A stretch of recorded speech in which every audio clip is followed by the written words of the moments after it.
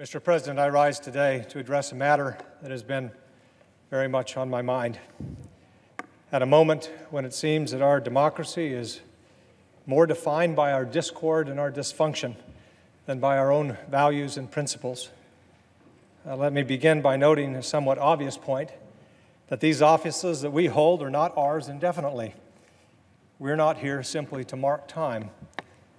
Sustained incumbency is certainly not the point of seeking office, and there are times when we must risk our careers in favor of our principles. Now is such a time. It must also be said that I rise today with no small measure of regret. Regret because of the state of our disunion. Regret because of the disrepair and destructiveness of our politics. Regret because of the indecency of our discourse. Regret because of the coarseness of our leadership. Regret for the compromise of our moral authority. And by our, I mean all of our, complicity in this alarming and dangerous state of affairs. It is time for our complicity and our accommodation of the unacceptable to end. In this century, a new phrase has entered the language to describe the accommodation of a new and undesirable order, that phrase being the new normal. But we must never adjust to the present coarseness of our national dialogue with the tone set at the top. We must never regard as normal the regular and casual undermining of our democratic norms and ideals. We must never meekly accept the daily sundering of our country. The personal attacks, the threats against principles, freedoms and institution, the flagrant disregard for truth and decency, the reckless provocations, most often for the pettiest and most personal reasons having nothing whatsoever to do with the fortunes of the people that we have been elected to serve. None of these appalling features of our current politics should ever be regarded as normal. We must never allow ourselves to lapse into thinking that that is just the way things are now. If we simply become inured to this condition, thinking that it is just politics as usual, then heaven help us. Without fear of the consequences and without consideration of the rules of what is politically safe or palatable, we must stop pretending that the degradation of our politics and the conduct of some in our executive branch are normal. They are not normal. Reckless, outrageous, and undignified behavior has become excused and countenanced as telling it like it is, when it is actually just reckless, outrageous, and undignified. And when such behavior emanates from the top of our government, it is something else. It is dangerous to a democracy. Such behavior does not project strength, because our strength comes from our values. It instead projects a corruption of the spirit and weakness. It is often said that children are watching. Well, they are. And what are we going to do about that? When the next generation asks us, why didn't you do something? Why didn't you speak up? What are we going to say? Mr. President, I rise today to say enough. We must dedicate ourselves to making sure that the anomalous never becomes the normal. With respect and humility, I must say that we have fooled ourselves for long enough that a pivot to governing is right around the corner, a return to civility and stability right behind it. We know better than that. By now, we all know better than that. Here today, I stand to say that we would be better served. We would better serve the country by better fulfilling our obligations under the Constitution by adhering to our Article 1 old normal, Mr. Madison's doctrine of separation of powers. This genius innovation, which affirms Madison's status as a true visionary and for which Madison argued in Federalist 51, held that the equal branches of our government would balance and counteract with each other, if necessary. Ambition counteracts ambition, he wrote. But what happens if ambition fails to counteract ambition? What happens if stability fails to assert itself in the face of chaos and instability? If decency fails to call out indecency? Were the shoe on the other foot, would we Republicans meekly accept such behavior on display from dominant Democrats? Of course we wouldn't, and we would be wrong if we did.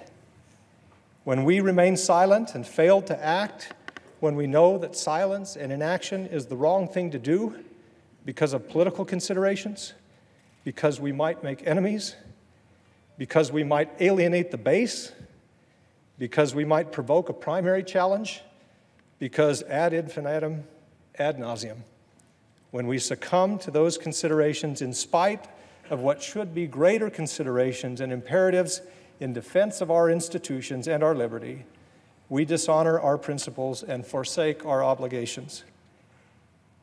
Those things are far more important than politics.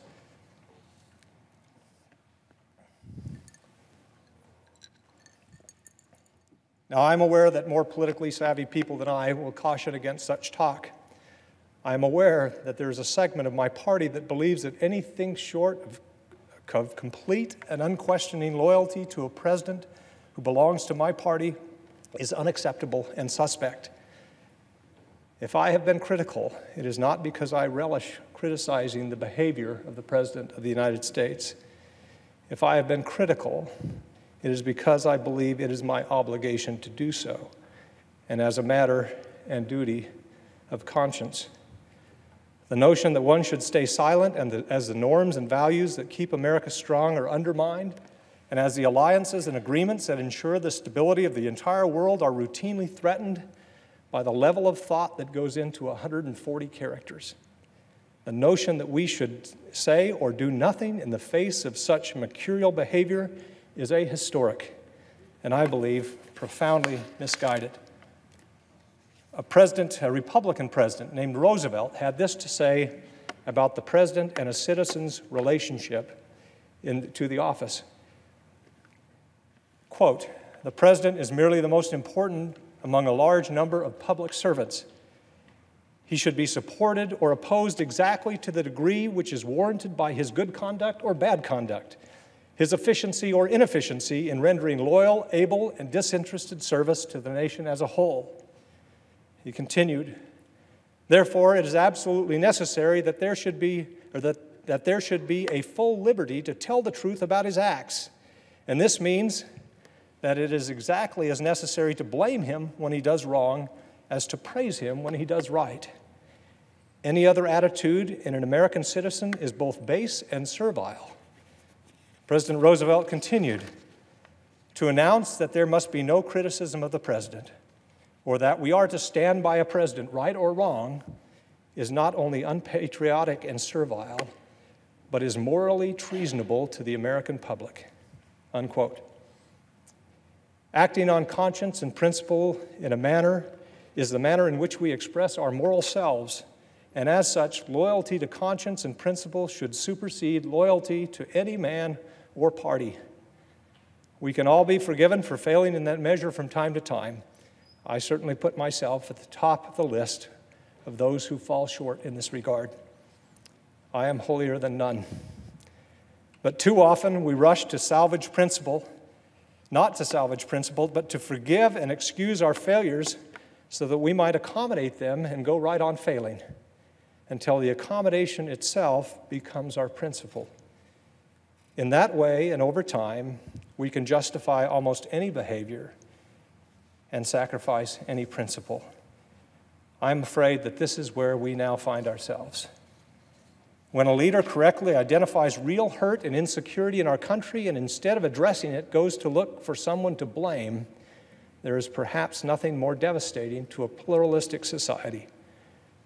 Leadership knows that most often a good place to start in assigning blame is to look somewhat closer to home. Leadership knows where the buck stops. Humility helps. Character counts. Leadership does not knowingly encourage or feed ugly or debased appetites in us. Leadership lives by the American creed, e pluribus unum. from many one. American leadership looks to the world and, just as Lincoln did, sees the family of man. Humanity is not a zero-sum game. When we have been at our most prosperous, we have been at our most principled. And when we do well, the rest of the world does well. These articles of civic faith have been critical to the American identity for as long as we have been alive. They are our birthright and our obligation. We must guard them jealously and pass them on for as long as the calendar has days. To betray them or to be unserious in their defense is a betrayal of the fundamental obligations of American leadership, and to behave as if they don't matter is simply not who we are. Now, the efficacy of American leadership around the globe has come into question. When the United States emerged from World War II, we contributed about half of the world's economic activity.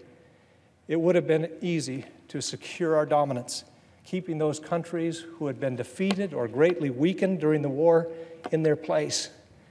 We didn't do that. It would have been easy to focus inward. We resisted those impulses. Instead, we financed reconstruction of shattered countries and created international organizations and institutions that have helped provide security and foster prosperity around the world for more than 70 years. Now it seems that we, the architects of this visionary, rules-based world order that has brought so much freedom and prosperity, are the ones most eager to abandon it. The implications of this abandonment are profound, and the beneficiaries of this rather radical departure in the American approach to the world are the ideological enemies of our values. Despotism loves a vacuum, and our allies are now looking elsewhere for leadership. Why are they doing this? None of this is normal. And what do we, as United States senators, have to say about it? The principles that underlie our politics, the values of our founding, are too vital to our identity and to our survival to allow them to be compromised by the requirements of politics. Because politics can make us silent when we should speak, and silence can equal complicity. I have children and grandchildren to answer to, and so, Mr. President, I will not be complicit or silent. I've decided that I would be better able to represent the people of Arizona and to better serve my country and my conscience by freeing myself of the political consideration that consumed far too much bandwidth and would cause me to compromise far too many principles. To that end, I am announcing today that my service in the Senate will conclude at the end of my term in early January 2019. It is clear at this moment that a traditional conservative who believes in limited government and free markets, who is devoted to free trade, who is pro-immigration, has a narrower and narrower path to nomination in the Republican Party, the party that has so long defined itself by its belief in those things. It is also clear to me for the moment that we have given in or given up on the core principles in favor of a more viscerally satisfying anger and resentment. To be clear, the anger and resentment that the people feel at the royal mess that we've created are justified. But anger and resentment are not a governing philosophy. There is an undeniable potency to a populist appeal by mischaracterizing or misunderstanding our problems and giving in to the impulse to scapegoat and belittle. The impulse to scapegoat and belittle threatens to turn us into a fearful, backward-looking people. In the case of the Republican Party, those things also threaten to turn us into a fearful, backward-looking minority party. We were not made great as a country by indulging in or even exalting our worst impulses, turning against ourselves, glorifying in the things that divide us, and calling fake things true and true things fake.